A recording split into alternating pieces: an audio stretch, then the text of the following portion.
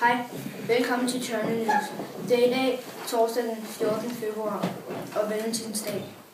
På Tørnegård Skole har vi denne uge arbejdet med transport på Grøn Uge. Grøn Skole, miljøundervisningsprogram for bæredygtig udvikling. Det grønne flag er med til at give skolen en synlig grøn profil og en undervisning, der gør en forskel. Vi har talt med flere elever på Tørnegårdsskolen samt skolens leder Niels Nørbo om miljø og transport på Grøn Uge. Nu skal vi så have et interview med Niels. Hej Niels. Hej. Hvorfor vil skolen have grønt flag? Det er der to gode svar på, synes jeg. Det ene er, at byrådet, altså Roskilde Kommunes politikere, godt vil have, at alle skoler arbejder med grønt flag, og så de sikrer, at eleverne bliver mere miljøbevidste.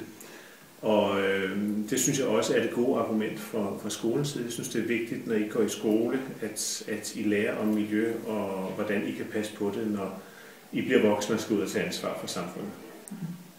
Hvad er meningen med emneuge?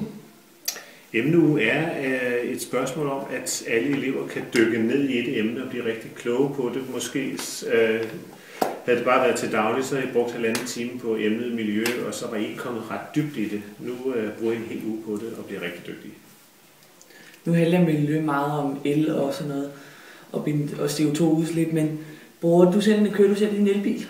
Nej, jeg vil gerne. Jeg har totalt forelsket mig i en elbil fra Renault.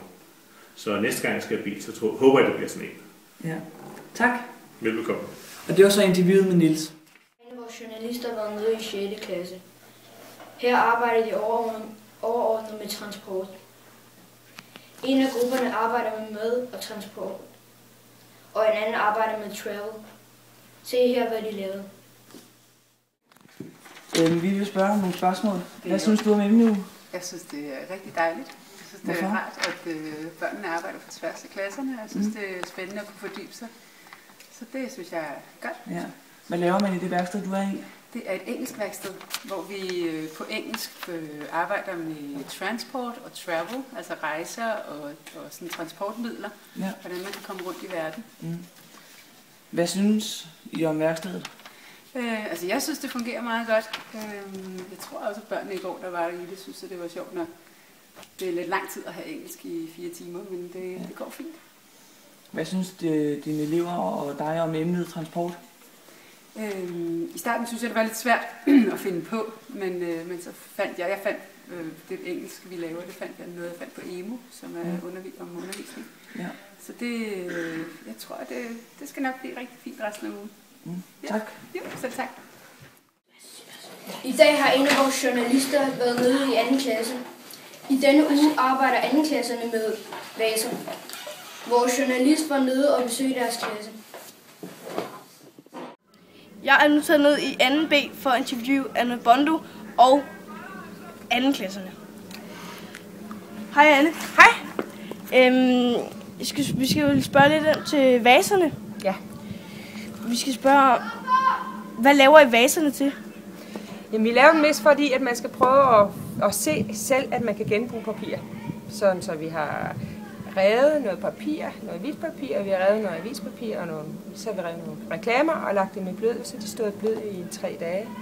Og så har vi blendet det, og så har vi puttet lidt lim i, og så kan de se børnene og prøve det, at man af gammelt papir kan lave nye ting, der bliver til papir igen. Den 8. februar var 6. B og 6. C i København for at tjekke Better Place Centeret. Der fik de en køretur i en af elbilerne fra Better Place. Better Place elbiler er lavet af Renault. Der var nogle af medarbejderne fra Better Place og 2 lærere, der kørte bilerne.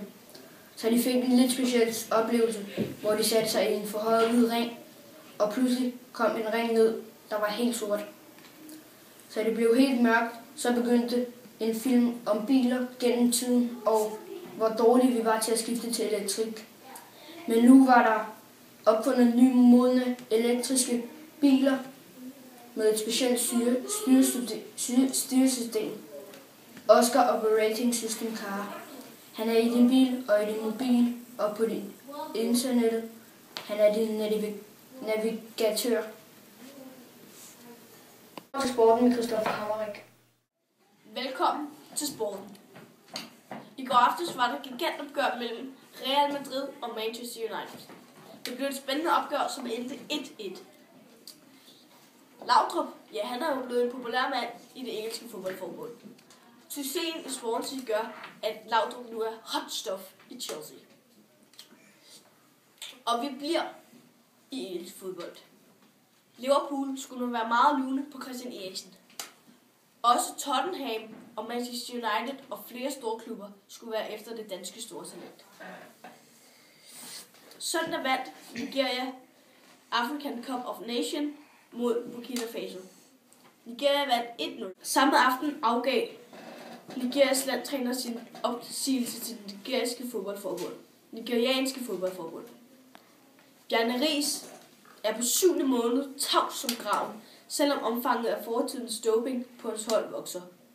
Det kan ødelægge hans omdømme, vurderer eksperter. Nu videre til vejret. Hej og velkommen til vejrudsigten. Hver morgen bliver trist og koldt. Der kommer frisk vind fra nordøst. I løbet af natten kan der blive helt ned til minus 10 grader. Og der kommer muligvis også frost på vejene. Ved aftens tid kan der godt komme så meget frost på vejene, at det vil blive lukket, og man anbefales ikke at køre ude på vejene, hvis det ikke er yderst nødvendigt. Det var alt for vejrudsigten. Ugens fodbold. På en tur til Better Place giver en af 6. klassernes elever sig uheldigt bemærket. Hør hvad der skete. Jeg har nu taget Bisan med ud på gangen for dagens bummer. Hej Bisan. Vi var jo på Better Place i fredags. Ja. Det var ikke så godt for din iPhone. Hvad skete der der? Den faldt. Den faldt. Kom, hvad var der skete? Jeg tabte den ned i en revne ned i bænken, og så sad den fast. Den sad fast. Så, hvor lang tid gik det, før du fik den igen? En time eller 2 timer. Hvad tænkte du? Jeg tænker, jeg får den aldrig tilbage. Har du mere at sige til? Nej. Okay, vi ses. Vi ses. Det var så Bisan, dagens bummert. Og det var alt, hvad vi havde for nyhederne i dag.